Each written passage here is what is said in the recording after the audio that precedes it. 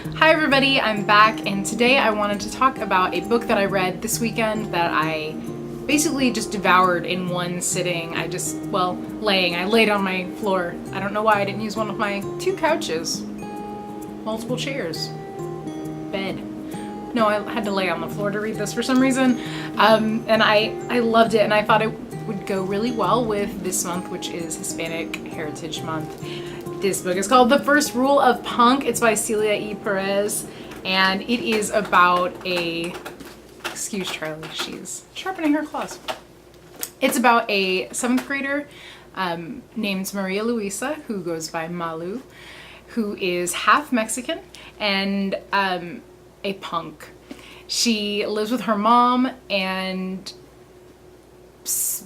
has visitation rights with her dad. They're divorced, and her dad owns a vintage record store, and he's also a punk, so they have that in common. Maria's mom is what she likes to call super Mexican and really embraces her Hispanic, or her Hispanic and her Mexican heritage, and wishes that Malu would do the same thing, but Malu just wants to be a punk. Mom just doesn't understand.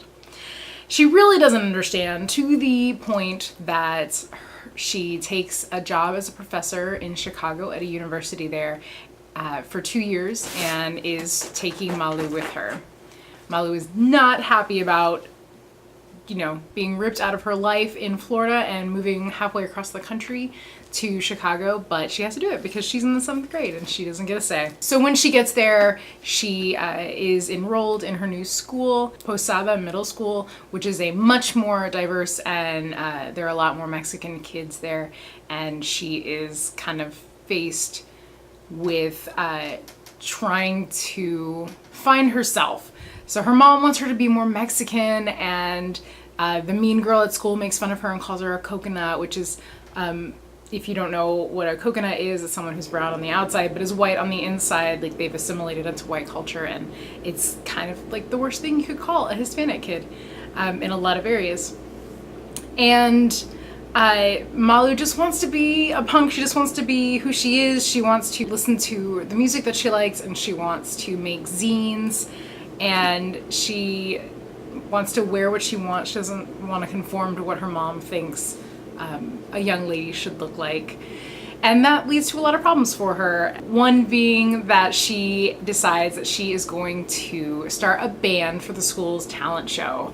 And she recruits a couple of the kids that she's met recently. She doesn't really call them friends at the beginning, but she recruits them, and they start practicing clandestinely. She doesn't tell her mom that she's got a new band.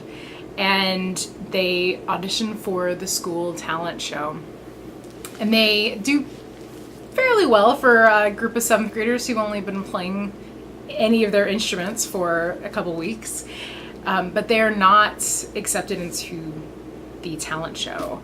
And Malu confronts one of the teachers, the librarian actually, who was there at the audition, and he said, "Oh yeah, y'all rocked, but our principal wanted to honor the school's heritage because it's the 30th anniversary of this middle school, and so it needed to go with that theme of being culturally relevant and having something to do with our heritage."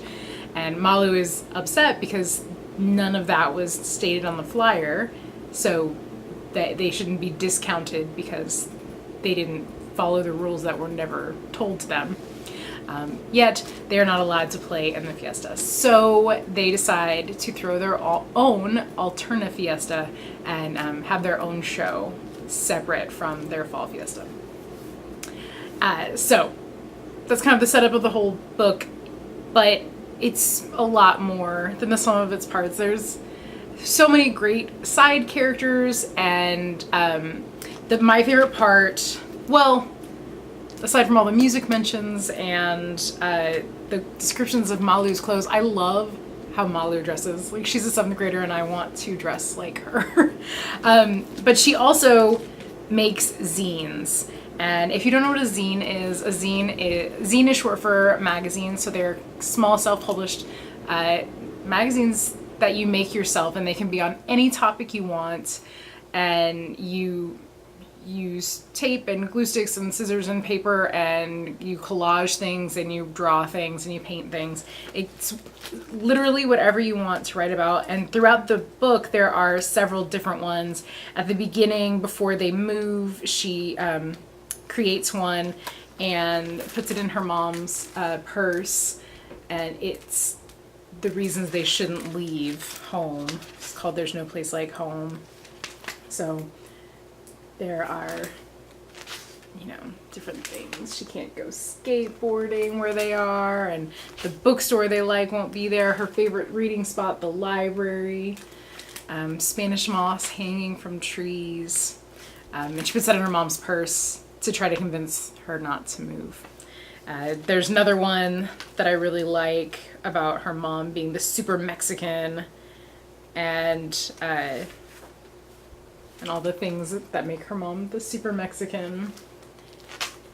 And one about being a coconut and what it is to be a kid who is Mexican but doesn't like cilantro and doesn't like spicy things and can't speak Spanish well, but still looks Mexican and is Mexican.